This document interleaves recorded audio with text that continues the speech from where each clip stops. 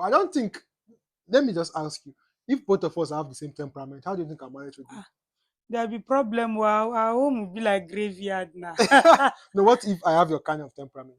Kai, there'll still be problem. Why? Ha, no, you know, do. So that is why temperament is important. So hello everyone, welcome back to our page. We're really excited to have you here. Yeah. And we miss you. Happy New Year, Happy New guys. Year. Yeah, we're saying Happy New Year. You know, this is our first video in the year. Yeah. It's been nice, right? Yeah. Yeah, it's been nice. December was so busy for us. Yeah, very We busy. traveled almost round. We're running to and fro.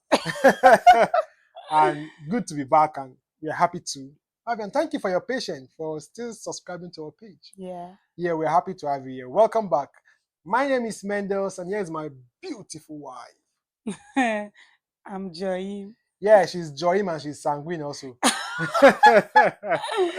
Yeah, and together we are the 5D couple. Don't forget, 5D means 5 dimension. Which means we're going to talk about 5 dimensions of life. Okay, relationship, lifestyle, fun games, business, prayers. Okay, and everything in between. Just let us know. We're ready to talk about it. Okay. Thank you. So today we have a very interesting topic to talk about. Very interesting, but one that people neglect. Yeah, people neglect it. You know, I remember before we even got married, somebody introduced me to a book. The book titled "Opposites Attract."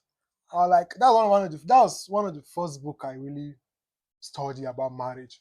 Opposite attract, and guess what the opposite attract means? Temperament. Temperament. Yeah. So what we're talking about today is you have your temperament, your partner have his temperament. How to get married with somebody from a different temperament from yours. Yeah. So basically, we have how many temperaments? 4. 4, yeah. 4 types of temperament. We have the sanguine, which is my wife, the sanguine. We have the melancholy, which is my husband, and we have the choleric, and the 4th temperament is phlegmatic. Phlegmatic. Yeah, I know those 4 temperaments are divided into 2. The introvert and the extrovert. Yeah. Okay, the introverted people are melancholy and phlegs. Then the extroverted people are sanguines and choleric. Yeah, so just tell us a little about those 4 temperaments, then we'll take it up from there and how it affects us. Oh yes, so basically the sanguine is a yopi. like my wife. Sanguine is a yopi person, very outgoing, outspoken. They can just strike relationships, conversations with people they've never known, never seen. From there, when they enter a room, everywhere is just they lighten up the entire place. Exactly. Then we have the melancholy, which are the quiet people. Like my husband, they find joy when they are just in their own space talking to. I heard something. Someone said melancholies talk a lot in their heads, like. And also the 3rd temperament you have is choleric. These are leaders. Let's get this done. They have leadership abilities. They're very tough. They can be strict, and all of that. Then lastly, we have the phlegmatics. These ones they're very cool. Easygoing. Yeah, easygoing. Just anything goes. You have to force them, push them to achieve certain goals. So these are phlegmatics. Yeah, and the truth of the matter is that all those temperaments have their advantage and disadvantage. Or let me use the word, have their weakness and their strength. Okay. So if you are yet to know your temperament, we will encourage you to read which book? Tim LaHaye, The Spirit Controlled Temperament by Tim LaHaye. Yeah, I think that book is better than Why You Act the Way You Do. Yeah. Because the Spirit Controlled Temperament will also teach you how to control your weakness as part of your temperament. But what we're talking about today, we are bringing it back to marriage. Opposites attract. Now, I am melancholy. I'm an introverted person. My wife is sanguine, an extroverted person. Is there a clash? A lot of it. Very well. Sometimes I wonder when she's doing something, I'm like, can't you just do something like this? And she feel like, why are you like this? And she kind of shout at me like, why are you like this? And we were having issues before we got married. A lot. You don't want to hear a lot of issues. Yeah, it's a lot of issues. So before we started our relationship, we're just friends. one thing that attracted me to her is that, oh, this girl is so lively. Like, I love her personality. Anytime I call her, she always has something to talk about. Like, she's always lively. Like, the dull me now. I'm just happy seeing meeting a lively person. So I was loving it. I was liking it. I was enjoying it, right? What about you? What were you enjoying about me before Yeah, we got same married? here. When we were friends, I was like, this person is very cool, very calm, collected, And I have a listening and has a ears. listing. I can talk for as long as 10, 15, 20 minutes, sharing different stories, and he would never interrupt. He just be laughing, okay, go on. Okay. And I was like, wow. If I get person go to hear all this my talk, I don't rest now. Like, basically. Yeah, so from the initial, it was something that we both love. Yeah. I love her temperament very well.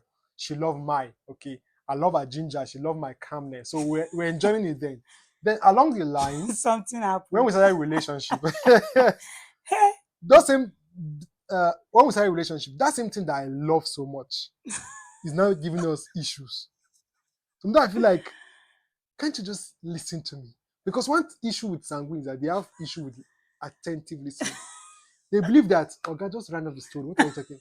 Go straight to When I the tell her, point. geez, like, babe, do you know what happened today? I was coming from this. Like, okay, so what So happened? wetin happen? So So what wetin be the real thing happened? gangan wey happen? Tell me, no dey So whine I me. would feel like, let's talk. So like, no, just tell me the conclusion. Then, so that is where our issue started. And I think that thing really affected my husband because gradually my husband withdrew to his shell. Yeah. Even when we're cutting, like I'll be like, babe, so we need to talk about this, that. He'd be like, okay, I'm listening. I'm like, talk. Be like, I don't have anything to say. And I'm like, really? It was getting very annoying. Yeah, one issue with melancholy and introverted people is that the more you meet with people that are extroverted and are talking very well, the more you just want to just be a good listener. Okay, you don't want to talk again, you just want to keep listening, and that affects you. It's a weakness in melancholy. So I believe that when we're having that issue, I start to feel like, no, I need to work on this aspect. Okay, most times I have things to talk about, but I believe that she have the best idea. So let her just bring her idea. Maybe my idea will not really make sense. Whereas I also wanted him to bring his own idea. Yeah. So that was where we started having some clashes.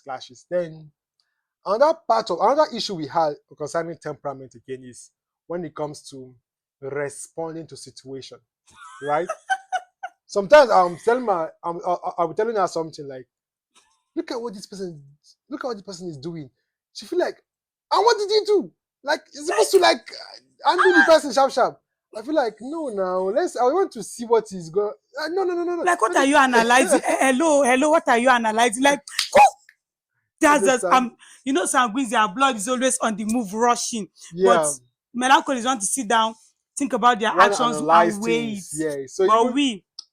So even when we want to make decision on certain project we want to do, like I would say, hey, baby, I'm thinking of doing this thing. The next thing I wear is like, okay, so when are you starting it? So have you started it? I'll be like, I'm still thinking. So she'll be like, let's start it. And I'll be like, this guy is too slow. Like, let's get this thing going. So the same thing we're loving is now becoming an issue, right? Yeah. Same thing we're loving now becoming an issue. So another issue we had, relating with people. Relating with people. Okay, on this part, I think let me talk first, right? On this part, I know few persons, and since I'm not an extroverted person, I don't talk too much. So the few friends I have are just I talk too much. Hello. No, everybody know extroverted will talk too much. It's not my fault. Hello. I'm not the one that said it. No, it's in the book. We don't talk too much. We just talk. So and I don't know plenty people, but she know almost everybody. Like she's the mother of everybody. You understand? So like, one of my daughters, one of my son, one of my friends, and she'll be asking me, do you know that my friend that do you remember that my friend? My mom will be like, which one? I'll have to bring up a story. Because she know everybody and she have a lot of friends. So if she want to, so I always tell her, okay, before you tell me about anybody, attach a story to the name. You understand? Because some of our friends have even the same name. Like you can see 3 or 4 of our friends have the same name. So when you attach a story to the name, I will remember. So that is the issue we have. And she will be complaining like, but I've told you about this person. I said, but you have told me about everybody. Very funny, but this is cause serious issues in relationships. Yeah. And marriage. So that is one of the problems we have. People. Okay. And another part again, friends, when we are together with friends. This one, it made me at a point I said I can't marry this guy because okay, why I didn't have much problem with my husband is my dad is an extreme introvert. My dad hates noise, and I'm like the opposite of my dad. Each time my dad comes home, Joy is in this house, Abi. This you talk like my father will be. They say a daughter will always marry her father. I didn't know that thing is true until I married Mendos. And I knew that, this one is my father's replica. Like, okay, so basically, one of the issues we had was each time we were together with friends, I'll be trying to engage friends because truly there are so many things to talk about. Yeah. There are so many dimensions of life to talk about. And then I'll be talking. Oh, my husband will just keep quiet, pressing his phone. And I'd be like, okay, even if this person is my friend, babe, at least just engage the person, ask the person one or two questions. I mean, relate to the person. Which one is you are just there, sitting down, pressing phone? And then that thing became a very serious issue. Sometimes when we leave a particular place together, I'll just call him on phone and tell him, see that thing you did today. Don't do it again. I don't like it. How can we be with friends and then you just keep quiet pressing your phone as if you don't have anything to say? And the truth is my husband can engage in conversations. But most times when he feels comfortable around you. Yeah. So for me, I didn't even want to hear all of those things. So long as they are my friends, because when we meet his friends, I always engage in conversations with everybody, them. So I felt like he should, but I forgot completely that, oh, this guy is my opposite. So that caused issues between us. I know another part that one thing that makes me quiet during those conversations is that I'm tired. You understand? What is tiring you talking? It's not just a conversation of 5 minutes, right? It's a conversation for maybe 30 minutes, right? And I'm just tired. One thing they said, extroverted people gain energy by talking, while introverted people lose energy when they're talking. Understand? So I will just, after 5-10 minutes, I'm already tired already. So I know I'm going to keep talking. So, but what happened next? Okay, so one of those days we had so much issue during our courtship that both of us were fed up. That's the truth. I was fed up. My husband was fed up. He was like, I can't cope. Like, this girl knows everybody. And most times I'm just the quiet. And my husband, truth is, some people think melancholies are timid. Melancholies are not timid. See, my husband is not timid. He's very intelligent, smart. He can hold conversations. But it's just his nature. It's just their nature, right? So I didn't tell him anything. I reached out to a counselor because we actually have a counselor where whenever we're having issues, we reach out to the person. So the person does not support me, neither does the person support me. The person is always frank with us, like, Joy, you messed up. Mendos, you messed up. So I quickly called him. I said, sir, I am fed up. Oh, something is happening. He was like, Joy, what's it? I said, sir, can you imagine my fiance is this, my fiance that? When I finished talking, he laughed. He said, okay, Joy, what I'm going to do is later in the night, I'm going to call you and call your husband over the phone. So the three of us are going to talk. He will tell me your problem. He will tell me his problem. And then we'll talk. And I was like, fine. So you two, what did you do about it? I think that conversation really No, you helped also us. reached out to the counselor unknowingly to me. Yeah, I did. Understand? So most time when I'm talking to the counselor, I feel like when my fiance is talking to him, you feel like I'm wrong. Why will he do that? So when he's talking to me, I feel like she's wrong. How would she do that? So that was how I feel like, well, let me bring the two people together. Let me hear from them. And that conversation really helped. I remember that day we spoke on phone till almost 1 a.m. 1 after. So what exactly did the counselor do? So he told me, Joy, tell me your problem. And then I started ranting, talking. I want to with sanguines. When they are upset, they can be very emotional. So they don't even think before talking. I was ranting, sir.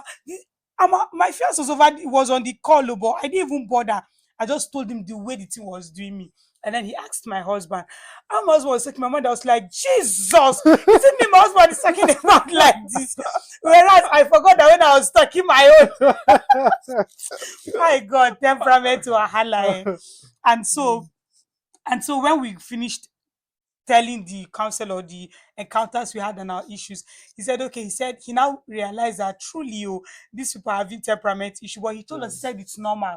He said it's normal for people to, there's always a stage where people have, initially they love the opposite attracting, they love it, and then before you know it, two of them are now having clash. That same thing become an issue. Then when they're able to sort it out, you now realize that they move on without hitches. And then he told us, okay, in the area of my extroverted stuff, he said, anytime I'm with friends or something, I should try to involve my husband in conversations, and then I should do my best to limit certain things that I know my husband is not okay with. Whereas he told my husband that whenever we are with friends, my husband, even if he doesn't feel like talking, as a way of maybe sacrifice or just for peace to reign, he should just try. say something that should be part of the conversation. Yeah, it should be part of the conversation and all of that. And we should just understand that we are two different people. I can never be him, he can never be me. And we should accept each other the way we are. And voila! That was it. I think that really helped. And, you know, another part that you said is that sanguine can talk overboard, right?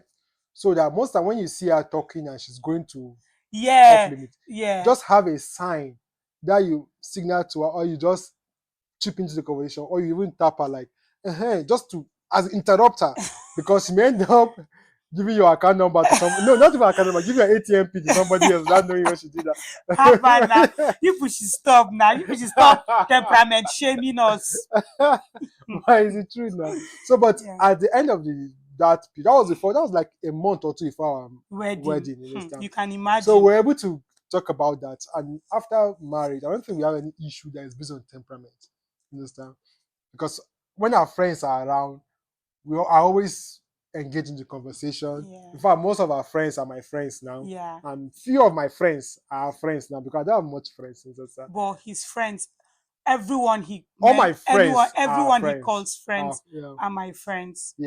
Okay, so basically, if you're in a relationship or you're married, you have to know the root cause of your issues or your problems. Most times it's tied to temperament. And then we suggest you guys read the book The Spirit Control Temperaments by Tim LaHaye. And if you are single, please know your temperament. So that any sister or brother you're looking at, make sure that it's of opposite temperament. Make sure you guys are compatible. I don't know how it's going to be if me being a melancholy and my wife is melancholy. I don't know how our home is going to be. In fact, decision making will be very slow. Action will not be taken in the home, and everything will just be dry. You understand? And if my wife is sanguine and I'm sanguine, we'll be making irrational decisions almost all the time. Okay. So I believe that God knows how He has created us. So one of the factors you should look out for in a partner, it is temperament. I know we did a video on other factors to look at, so you can add this to that factor. Temperament is very important. Okay. Opposite attracts. Yeah, babe. So that reminds me, there was also a book we read, I think few weeks to our wedding, I think 3 weeks, Model Marriage. Model Marriage. There they also talked about temperaments, a sanguine wife, a sanguine husband, a choleric wife, a choleric. Like they talked about the strengths of all the temperaments. That's in marriage level, now relationship, not just at normal level, at relationship and marriage level. And then they also talked about the weaknesses of all those temperaments. That's when I realized that, wow, sanguines can be very, very lazy and they know how to juggle so many things at the same time, but they end up not achieving anything. Whereas melancholies are kind of perfect people. They love things to be done, just like my husband. Everyone should be this one, like, so it's very, very important. First, know your temperament as an individual. Exactly. Know your strengths, know your weaknesses. We actually knew about temperament long before our relationship, but then we saw the reality in our relationship. Thank you for watching. We love you. Bye-bye.